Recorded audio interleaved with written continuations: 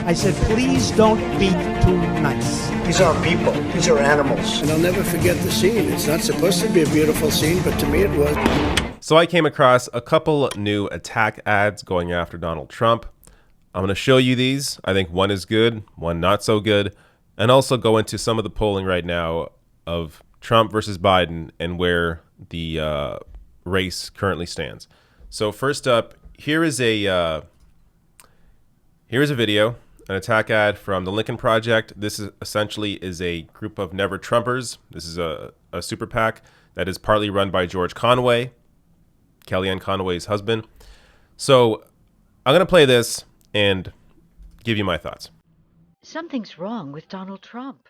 He's shaky, weak, trouble speaking, trouble walking. So why aren't we talking about this? And why isn't the press covering Trump's secretive midnight run to Walter Reed Medical Center? Why do so many reporters who cover the White House pretend they can't see Trump's decline? The most powerful office in the world needs more than a weak, unfit, shaky president. Trump doesn't have the strength to lead, nor the character to admit it. We're not doctors, but we're not blind. It's time we talk about this. Trump is not well. All right. Now, there's nothing inherently wrong with this attack ad, but what it does set up is that Joe Biden, when it comes to cognitive function, isn't much better than Donald Trump, or I would say isn't better than Donald Trump. I think they're about the same in terms of what's going on with their brain right now. But what Trump does have that Biden doesn't is an authoritative streak. So this ad attempts to focus on really just Trump's inability to function as a normal president, I guess, in the sense that he's not mentally well. But all that really does is put a spotlight on Joe Biden and his mind, which I don't think is really a smart thing to accidentally highlight. Now, you could say, well, Trump is already focusing on Biden in that sense, so maybe this is a way to sort of preemptively or address the debate in a way that also brings Trump into that discussion as well and doesn't act like just Biden has the cognitive issues. So I get it from that sense. But as I'm going to show you, I think this attack ad is much better. Now, this is from Really American. I don't know what this is. I tried looking them up, but you know, if you search the term Really American, you're going to have a hard time finding anything that is about this group, as it is a very general term. But so I'm not sure where this is running. But with that said, I think this is pretty solid. Check it out. I think the concept of chokehold sounds so innocent, so perfect.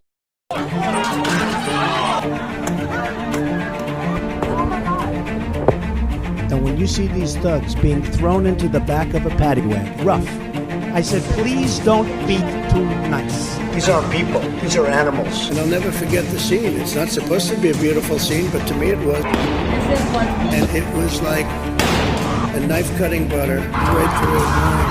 You have to dominate the streets. You can't let what's happening happen. Well, dominate the streets.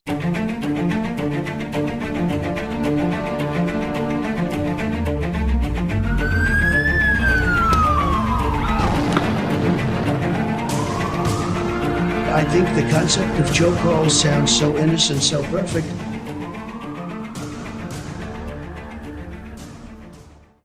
All right. This is much better. Because what this does is truly, it highlights what Trump enables and encourages in terms of his authoritarian streak. I mean, this is highlighting that Donald Trump is dangerous. And we have seen how he is treated, just in the past 6 months or few months, the coronavirus and what is going on right now in terms of these protests. So this is a much more effective ad. And this tagline here, "End the Nightmare," I mean, if you think about it, this could be Joe Biden's slogan. Biden 2020, end the nightmare. Because his candidacy here really is about putting an end to the era of Donald Trump. Joe Biden doesn't really offer much in terms of hope or change. He attempts to at points, but he hasn't. Joe Biden has never really been in the fight. He's been your typical politician in the sense that he has always just followed public polling. So he's never going to be a leader. He's never been a leader. He has a horrible history when it comes to many issues in terms of criminal justice, the crime bill, in terms of Wall Street, in terms of healthcare. I mean, Joe Biden just has not led. But Donald Trump has been destructive. So while Trump also has, of course, not led, he's also been destructive in terms of what has been done and in terms of rolling that stuff back. So, as I've discussed before, Joe Biden essentially has become the candidate that is purely about putting an end to Donald Trump. And Trump, as we have seen, he's really lowered the standards, lowered the bar in terms of what people expect from a president, which is why I believe Joe Biden, a main part of the reason that Joe Biden was able to win the nomination, to be able to gain the support that he got, because people see Joe Biden and think, well, it's a return to Barack Obama. It's familiar, it's safe, and we being the public, Democratic voters, are going to back Joe Biden over anybody else because he's familiar to us and we know him, safe choice. And that's really what this has come down to. Donald Trump, instead of leading to this push for, a complete shift in terms of how politics are viewed, in terms of really focusing on systemic change when it comes to your average Democratic voter, what it has done instead to those average voters is really just turn them back to wanting something that existed before Donald Trump. So this, in terms of just a strategy, in terms of trying to win the election, I think "End the Nightmare" is pretty much the perfect slogan for Joe Biden. Now, let me show you some of the polling here that I have recently come across. So this is from an Ipsos poll. Trump approval rating, 38. Disapprove, 57. General election, Trump, 35. Biden, 48. And this is in line with a lot of the polling when it comes to national polls. You're seeing now Biden up by 13, 14 points in many national polls. Now, again, that is national. State by state, it is a little closer. But still, Biden generally has been doing fairly well in polling. Check out Abacus here. So this is a Canadian pollster that recently did this poll. 49-35, so very similar to the Ipsos result here for Joe Biden. And there's a few others here I actually want to highlight. So I found the results of this poll also interesting. So this, again, Abacus data. You see here, go down to non-voters. So non-voters from 2016, they are supporting Joe Biden in big numbers. 49% to 14% for Trump. And this is what I've talked about before. A lot of people in 2016, a lot of people that would have voted for Hillary Clinton stayed home because they were told that Hillary has this in the bag. She's definitely going to win. Every single poll showing you, she's definitely going to win. HuffPost, 99% chance Hillary's going to win the election. So when seeing numbers like that, a lot of people just did not go out to vote because they figured, hey, why am I going to go out and stand in a line for 3 hours to vote for Hillary Clinton if she's going to win this anyways? So a lot of those voters stayed home. And now you're seeing that those people are pissed off and they're going to come out in big numbers and vote. Now, that's separate, I think, from the voters under 45. Joe Biden has a big issue with voters under 45. For that matter, Trump does as well. But generally, Democratic candidates need that younger vote to really bring out big numbers and win. But in this case, because it is such a vote about being against Trump, Joe Biden is going to bring out a lot of people that are likely over 45 for the most part, that didn't vote in 2016 that are going to vote for sure this time. And I think he's also going to get people under 45 as well, but just not as in as big numbers as I think Bernie Sanders clearly would have received, as his support was largely from voters under 45.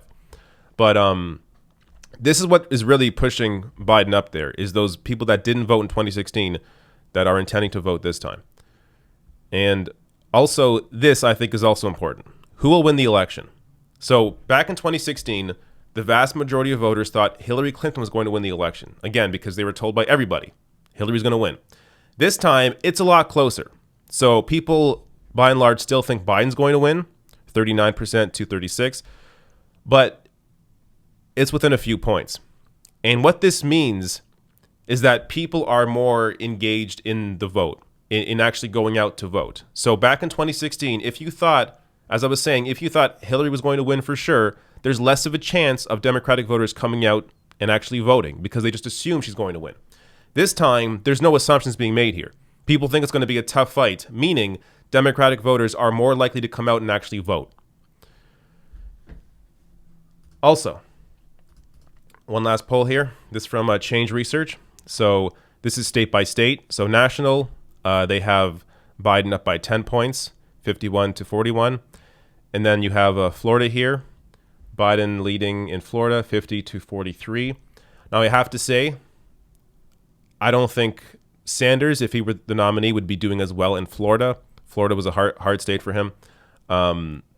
So this is one advantage that Biden does have. Though with that said, the majority of these battleground states, I think Bernie would be doing better, but I don't want to, retread that whole conversation. But so Biden doing well in Florida here. Pennsylvania, 49-46 for Biden. Wisconsin, 48-44 for Biden. Michigan, 47-45. North Carolina, 47-45. Arizona, 45-44. And I've also seen other polls showing in Arkansas, for example. Arkansas, Joe Biden's only down by 2 points. Arkansas.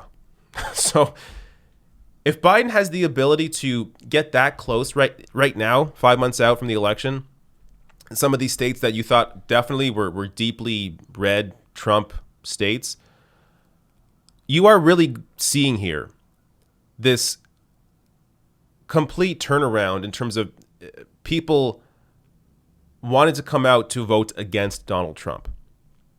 And the reason why I keep saying that is because when you actually look at data when it comes to people that are enthusiastic about Joe Biden, Democratic voters enthusiastic about Joe Biden, enthusiasm is even lower than with Hillary Clinton in 2016, which should be cause for alarm normally. But the reason why it's not this time is because, again, the main factor that people are, or the main reason people are encouraged to go out and vote right now is because they're voting against Donald Trump. So if Donald Trump was your typical Republican in the sense that, his rhetoric wasn't as out there as Trump is, and the sort of actions that he's taken, with the protests and coronavirus, like basically, if you had Marco Rubio instead of Donald Trump, you would not be seeing this result.